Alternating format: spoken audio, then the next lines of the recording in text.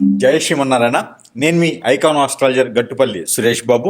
అయితే మనకి ఈ రోజున ఒక మంచి విషయంతో మీ ముందుకు వచ్చాను. అయితే ఏమిటంటే కనుక పిల్లలు పిల్లల ఒక జీవన ఆధారం, పిల్లల పుట్టుక ఎలా ఉంటుంది, వారు జన్మించిన తర్వాత వారు చేయాల్సినటువంటి కార్యక్రమాలు ఏదైతే పేరెంట్స్ ఉందో ఆ దోనాలు కావచ్చు, ధర్మాలు కావచ్చు, యజ్ఞాలు, యాగాలు, హోమాలు ఇలాంటి ఏమైనా దోషాలు ఉంటే పరిహారాలు చేసుకోకపోతే ఎలా ఉంటారు, పరిహారాలు చేసుకున్నట్టు వారి జీవితం ఎలా ఉంటుంది.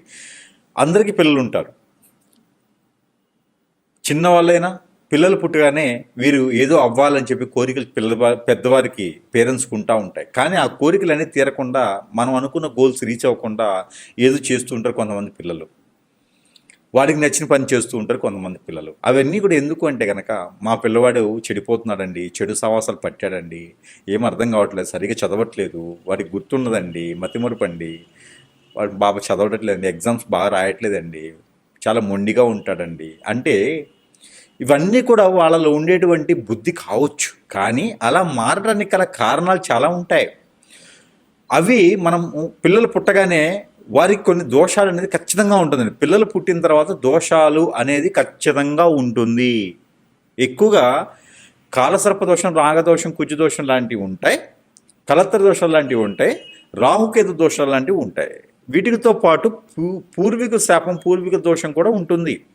వీటితో పాటు ఏదైనా నెగిటివిటీ కూడా ఉంటుంది. పుట్టినటువంటి వారము, తిథి, నక్షత్రము, అందులో గడియలు, యుగడియలు, అలానే లగ్నాలు, ఇవన్నీ కూడా ఉంటాయి, కలగలిపి ఉంటాయి. అలానే పుట్టిన తర్వాత గోచారం, ఏ స్థానంలో ఏ గ్రహం ఉంది, ఇవి కూడా చాలా లోపాలు ఉంటాయి. వీటి వలన చాలా సఫర్ అవుతూ ఉంటారు అన్నమాట. అలానే తులారాశి, ఈ యొక్క తులారాశి వారికి ఎలాంటి అవలక్షణాలు ఉన్నాయి, ఎలాంటిది ఇది ఉంటుంది, ఏం చేస్తే ఈ అవలక్షణాలన్నీ తొలగిపోతాయి చూసినట్టు కనుక తులారాశిలో పుట్టినటువంటి పిల్లలు చూడడానికి చాలా అందంగా ఉంటారు, రౌండ్గా ఉంటారు, చూస్తేనే చాలా అట్రాక్ట్ అనిపిస్తారు. అయ్య బాబు భలే ఉన్నారా బాబు అనిపిస్తుంది. దానివలన దిష్టి దోషం అవుతుంది. ఎందుకంటే తులారాశి శుక్రుని ఆధీనంలో ఉంటుంది, చూడటానికి చాలా అందంగా ఉంటారన్నమాట. అలానే దాని దగ్గర చురుకుతనం, మేధాశక్తి, అందరిని ఆకట్టుకునే తత్వం, ఇది తులారాశి వారి యొక్క పిల్లల్లో ఉంటుంది. కపటం లేనటువంటి ప్రేమ వారిది. చాక్లెట్ ఇస్తే అలా మన దగ్గరైపోతూ ఉంటారు, అంత బాగుంటారు తులారాశి వారు.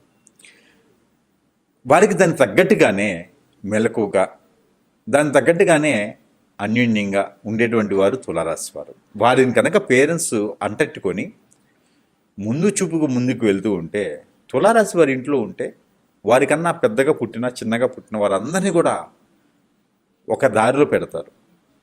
ఎలా ఉండాలి, ఎలా జీవించాలి, వాల్యూస్ అంటే ఏంటి, ఎప్పుడు ఏ సమయంలో ఏం చేయాలి, ఇవన్నీ కూడా తులారాశి వారి యొక్క సొంతం. పిల్లల దగ్గర నుంచే పెద్దగా ఆలోచిస్తారు వారు.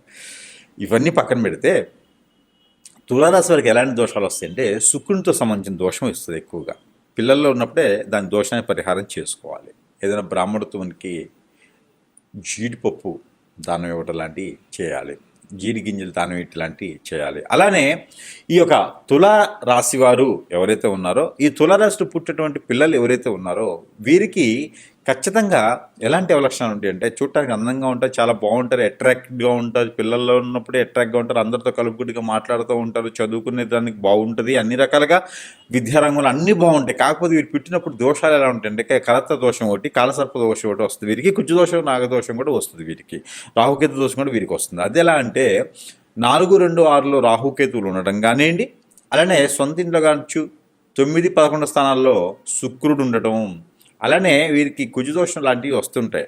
ఈ కుజుడు 2వ స్థానంలో, 4వ స్థానం, 6వ స్థానంలో ఉండటం ద్వారా కుజదోషం లాంటివి రావడం ద్వారా వీరికి పెళ్ళిళ్ళు లేటు కావటం కానివ్వండి, పెళ్ళిళ్ళు అవ్వకపోవడం కానివ్వండి జరుగుతుంటుంది.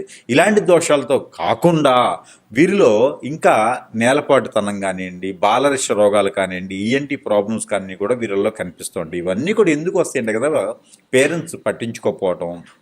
ఇంకో విషయం ఏంటంటే ఇది కొంచెం బాధాకరమైన విషయమే, అలాంటి దానాలు చేయకపోతే కనుక వారు పుట్టినటువంటి నక్షత్రం మంచిది కాకపోతే, ఆ సమయం మంచిది కాకపోతే కనుక అక్కడ తల్లి గారికి తండ్రి గారికి కూడా కొంచెం మేర దోషం కనిపిస్తుంది తులారాశి వాళ్ళు పుట్టిన వారికి. అందుకని తులారాశిలో ఎవరు పుట్టినా కూడా బేబీ వారికి సరిపడా ఏ గ్రహం అయితే వారికి లోపంలో ఉందో ఆ గ్రహానికి సంబంధించినటువంటి దానం అనేది ఖచ్చితంగా వెయ్యాలి. లేకుంటే కనుక వీరికి చెడు వ్యసనాలు రావడం, గండాలు రావడం, వీరికి గండం అయితే కనుక ఒకటి 9వ సంవత్సరం, ఒకటి 11వ సంవత్సరం, ఒకటి 17వ సంవత్సరం, వీరికి 3 గండాలు అనేది ఖచ్చితంగా ఉంటాయి తులారాశిలో పుట్టిన వారికి. కావున మీ అందరికీ కూడా అలాంటి దోషాలు రాకుండా ఉండాలి, అలాంటి గండాలకి దగ్గర అవ్వకుండా ఉండాలి, అందరూ బాగుండాలి అనుకునేవారు, పిల్లలు ఎదగాలి, వారి పని వారు చేసుకోవాలి, జాబ్ చేయాలి అనుకునేటువంటి వారు తులారాశి వారు ఎవరైతే వారి పేరెంట్స్ ఉంటారో వారి పేరెంట్స్ కూడా ఖచ్చితంగా ఈ పుట్టినటువంటి 60 రోజుల లోపున కనుక నవగ్రహ శాంతి, నవగ్రహ దానం, అలానే నవగ్రహాలకి ప్రదక్షిణ చేయించాలి బాబు చేత. మీరు బాబుని ఎత్తుకొని చేసాలి. అలానే రావి చెట్టు, వేప చెట్టు దగ్గర బాబు చేత 9 పోగుల దారాన్ని కట్టించాలి. ఇది సంవత్సరానికి ఒకసారైనా చేయాలి, లేదా 6 మాసాలకు ఒకసారైనా చేయాలి. బాబు చేత ఆవుకి, దూడకి, ఆవుకి గోధుమ రొట్టెలు వేయించడం, ఇలాంటి దానాలు అనేది ఖచ్చితంగా చేయించినట్టయితే చిన్నప్పుడే మీకు పెద్దయిన తర్వాత అలాంటి దోషాలు అనేది రాకుండా ఉంటాయి. అలానే ఈ బాబు ఎప్పుడు కూడా మేడి చెట్టు కానీ, మారేడు చెట్టు కానీ, నేరేడు చెట్టు కానీ ఇవన్నీ కూడా బాబు చేత సంవత్సరానికి ఒకటైనా సరే స్థాపించడం, అంటే ఆ మొక్కలు నాటించడం.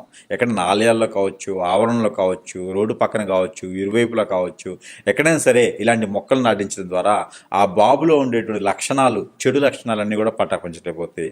అలానే ఈ బాబులో ఫ్రెండ్షిప్ కూడా ఎక్కువ ఎవరితో చేయరు, లవ్ కూడా ఎక్కువ ఎవరితో చేయరు, చేసినా కూడా మనసు, మైండ్ ప్రశాంతత లేకుండా ఉంటారు, అక్కడే ఉండిపోతాయి అన్నీ కూడా.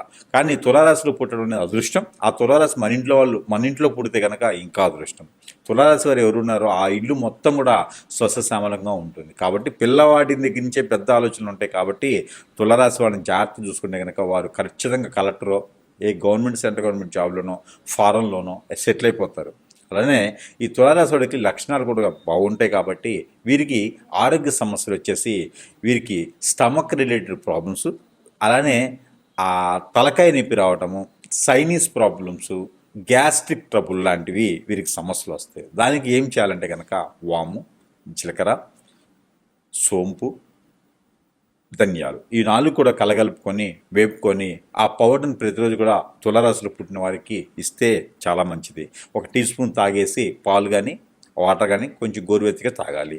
ఇలా చేసినట్టు కనుక ఖచ్చితంగా ఈ తులారాశిలో పుట్టిన వారికి అదృష్టం అవుతుంది. లేదంటే కనుక పేరెంట్స్ కొంచెం బాధపడాల్సినటువంటి విషయమే ఉంటుంది. కాబట్టి ఈ తులారాశిలో పుట్టినటువంటి పేరెంట్స్కి సొరియాసిస్ కానీ, పెరాలసిస్ కానీ అలాంటి రావడం, బ్రెయిన్ ట్యూబర్ లాంటి రావడం జరుగుతుంది. కాబట్టి ఇలాంటి దానాలు, ఇలాంటి పరిహారాలు చేసుకోవడం ద్వారా తులారాశిలో పుట్టేటువంటి చిన్నపిల్లల నుంచి పరిహారాలు చేసుకోవడం మొదలు పెట్టాలి. వారితో మంచిగా ఉండాలి.